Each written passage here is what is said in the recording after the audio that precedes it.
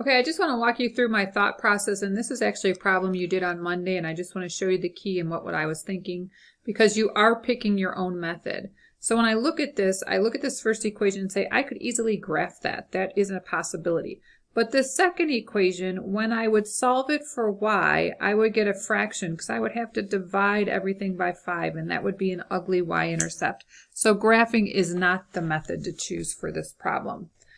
So then I'm going to look at the original problem again, and I see this has a y by itself equals the negative 3x minus 4. So substitution would be a perfect fit for this problem. Not the only way to do it. Elimination certainly would work, but is set up for substitution be quick and easy.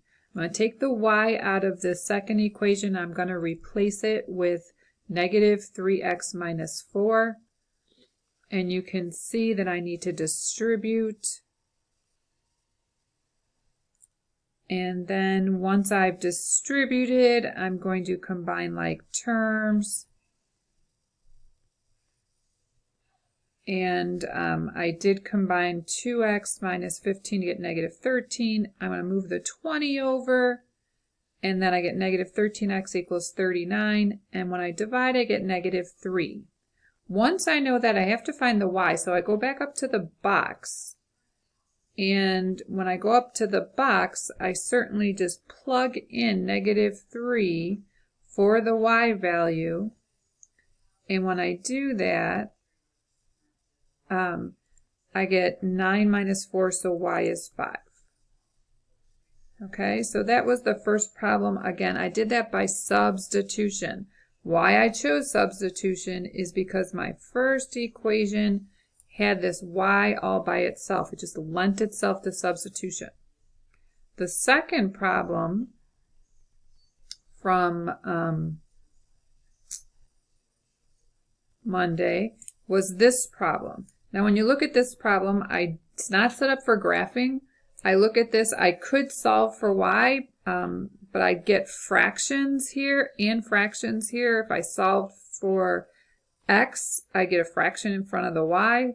If I solve for x here, I also get fractions. So substitution or graphing, that's not the way to go.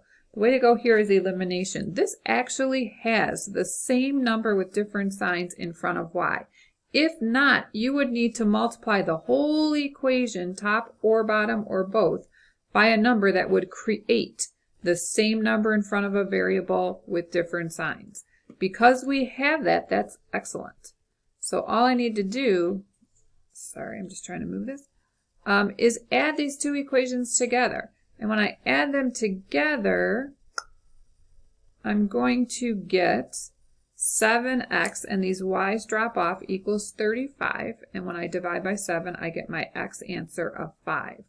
Then I just go into either of those two original equations, doesn't matter which one, I chose the first one. And I'm going to plug in 5 for x. And then I get 10, because 2 times 5 is 10. I'm going to subtract that from both sides. I get 3y is equal to negative 12. And then when I do this, I get my y answer is equal to negative 4. So my solution is 5, negative 4. And again, I did this one by elimination. While you're doing the homework questions tonight, you might want to go back and look at old videos that would help you out from previous days if you're struggling a little bit. Okay? So do your best. I'm going to ask you to turn in your homework this time so I can look at what you did. I'm going to ask you to take a picture and attach it to the Google sheet. All right, thank you.